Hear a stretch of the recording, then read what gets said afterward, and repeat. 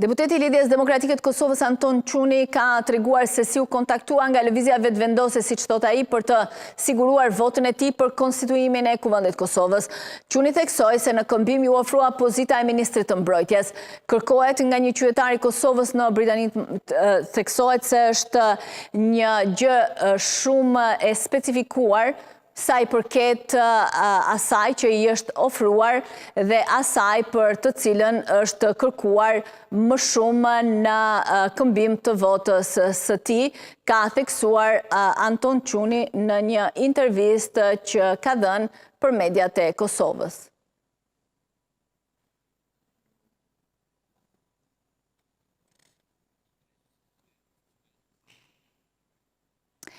Flasim pak për zhvillimet në Kosovë, kam në lidhje të drejt për drejt analistin Arbinor Sadiku. Arbinor, mirëmëngjes. Mirëmëngjes. Mirë, po nisëm pak tek e fundit të kjo deklaratë e Anton Çunit. Çfarë po ndodh me vetëvendosjen?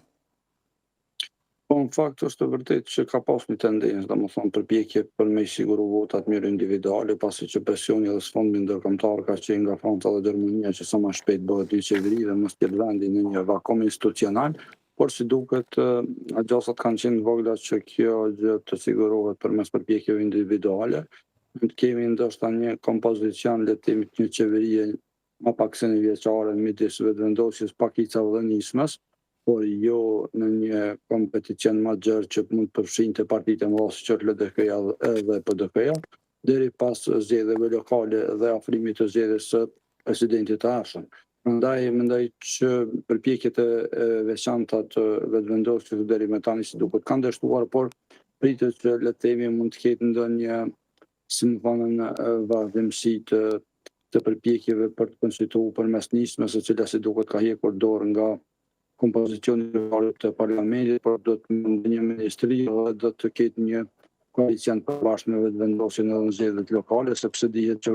pragun prej 5% vendisma nuk do të mund ta kalojë si e vetme, qoftë nëse marrin zgjedhjet e reja parlamentare, qoftë edhe përpjekjet e tyre për të fituar ndonjë komunë, do të jenë të paktën raste nuk janë në koalicion me ndonjë prej partive të mëdha.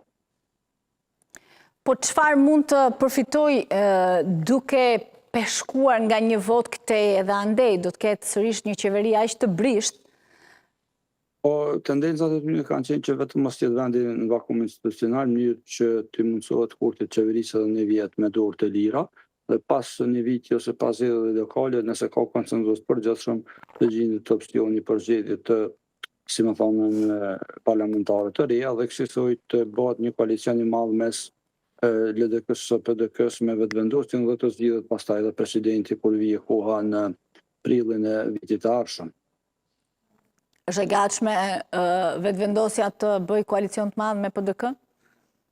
Shikoni aktualisht jo, por nëse do të ketë prapë, si më thonë, të thotë DDK-ja jo, atëherë do të shtetet përmori dhe do të ketë tjetër opsion, sepse presidenti nuk do të mund ta zgjedhë pa i pas 81 vota si kvorum në Kuvendin e Kosovës dhe i vijnë domosdoshmërisht njëra prej partive të mëdha. Dhe çka nëse edhe nesër i thotë jo, si më thonë LDK-ja pas zgjedhjeve të reja, ata do të gjejnë domosdoshmë solucionin e afër, madje ka pasur edhe një debat veçanërisht grupi i cili është më i afërt me Glauko Njoftën brenda PDK-s, që le të themi të shikohet mundësia pse jo për një koalicion me PDK-n, sepse ata vetive kanë shtruar këtë pyetje se çka nëse prapë në thotë LDK-ja jo, ne do të kemi edhe opsione të hapura sepse dihet se si janë matematikat për të zgjedhur presidenti i ardhshëm i Kosovës. Po, por problemi është që s'po kalojnë as ngërçin e parë të kryetarit parlamentit. Sa do zgjas kjo, sa do të shkojë? Po, sepse ishte, si më thonë, situata në njërën anë kishim vetëvendosjen në cila përdorin një gjuhë shumë drashtë ndaj opozitës në zgjedhjet që kishim paraprake parlamentare, dhe dyta ishte një rezultat që ishte, si më thonë, i vend të gjitha partitë në një pat pozicion ku nuk mund të zgjidhej me njëherë presidenti, ai kemi shumë shpesh zgjedhjet lokale ku partitë opozitare më shumë të fokusuara në kandidaturat për kryetar komuna të Kosovës dhe për të bërë një fushat kundër partisë e cila është pushtet dhe nuk do të ishte, si më thonë, për ta dobishme në këtë fazë të hyjnë koalicion me zotin Kurti, për shkak se do ta penalizon vetën në fushatën e ardhshme që do të jetë për zgjedhjet lokale. Pra, ky ngërç pret që të vazhdojë gjatë? Kjo zvarritje? Po, një prej opsioneve ka qenë edhe kjo që të bllokohet kësaj dhe pastaj dikush ta çojë landën kushtetuese, qoftë presidenti, qoftë deputet të opozitës, dhe kësaj do të merrte kuni muaj ose 2, dhe pastaj gjitha partitë do të merreshin vesh për një datë të re të zgjedhjeve që shkohen ndoshta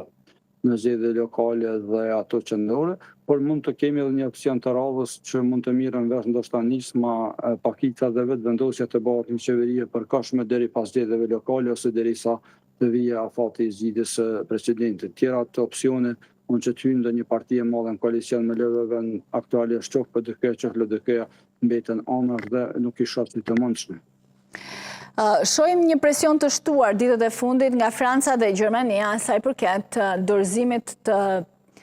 draft statutit të asociacionit në gjykatën kushtetuese. Është një presion që po i bëhet edhe zotit Kurti për këtë ngërç ku e ka futur vendin. Madje edhe kjo ka qenë, si më thonë, ajo patotja ndrit që askujt nga partitë e mëdha nuk është ngutur që të hyjë shpejt në këtë qeveri, sepse është ditë që nuk mund të luhet me çështjen e asociacionit, sepse është kërkesë si më imediate ose imperativ i kohës që nga bashkia ndërkombëtare që një qeveri e re nuk mund të merr më shumë se 2 muaj ose 3 dhe ta shtyjë përpara çështjen e asociacionit, ta çojë në gjykatë kushtetuese dhe pastaj çështja të ecë përpara. Dhe për këtë gjë mund të themi që ndoshta është edhe arsyeja pse kërkojnë nuk po i ngutet që të bëhet qeveria sa më shpejt, të gjithë po i kalkulojnë interesat partijake para vendimmarrës, sepse nuk do të jenë hapa të lehtë, kërkesa është implicite e bashkisë ndërkombëtare ose eksplicite, thonë më mirë, që le të themi sa më shpejt lëvizet më tej me çështjen e asociacionit. Po vetë zotit Kurti, intereson ta krijojë qeverinë tani apo edhe atij intereson të vazhdojë me këtë zvarritje? Zvarritja do t'i konventon, por nëse shohim në aspektin praktik po shumë vështirë, sepse nuk mund të menaxhoj financat publike, nuk mund të marrë vendime, do t'i ketë durë të lidhura, përveç fotografive të mira nuk mund të merr asnjë vendim, ndaj po domosdoshme që t'i ketë spaku 61 numra mënyrë që proceset financiare, qoftë me ndërtimin e buxhetit, qoftë elemente të tjera që ndërlidhen me qeverisjen e tij, do t'i mirëtojnë Parlamentin e Kosovës. Andaj në kuptimin faktik do të mjaftonte edhe kjo, sepse ka qeverinë dhe kabinetin levat e pushtetit në dorë, por në aspektin praktik për të bukur problematike të vazhdohet më tej, sepse dihet që për të votuar shumë rregullore, shumë ligje kërkojnë 61 vota, buxhetin pas 6 muaj planifikimin buxhetor, dhe si më thonë pastaj do t'i lidhen dorë dhe do ta ketë shumë probleme në menaxhimin e kësaj qeverie, duke pas parasysh që në njëjtën kohë deputet dhe në njëjtën kohë po shton edhe funksionin e ushtrisë detyrës kryeministit të Kosovës. Po, por nga njëra anë duket se shtrëngtimi i energjisë në Kosovë, disa kontrolle apo disa aludime për korrupsion brenda qeverisë së tij mund të indikojnë. Edhe kjo mund të jetë si një prej problemeve, sepse po e shohim që kostoja e jetesës gjithmonë po rritet, shpejtimi i energjisë elektrike, pasja mundësive të reja për të përballuar këto sfida nuk mund të bëhen me një qeveri e cila është në vakum, dhe natyrisht që i vjen spaku një qeveri me 61 vota e cila do të bllokonte dorë, do të njëjtën kohë do të mund të vepronte që të dilte përballë kërkesave që kanë qytetarët dhe bizneset, sot është paralajmëruar një protestë prej orës dhe deri në 12 ku gjitha bizneset do t'i bllokojnë rrugët kryesore të qytetit për të protestuar kundër shtrejtimit të energjisë elektrike. Falenderoj shumë që ishe sot me ne. Ditë të mbarë. Faleminderit, ju dëshiroj punë të mbarë.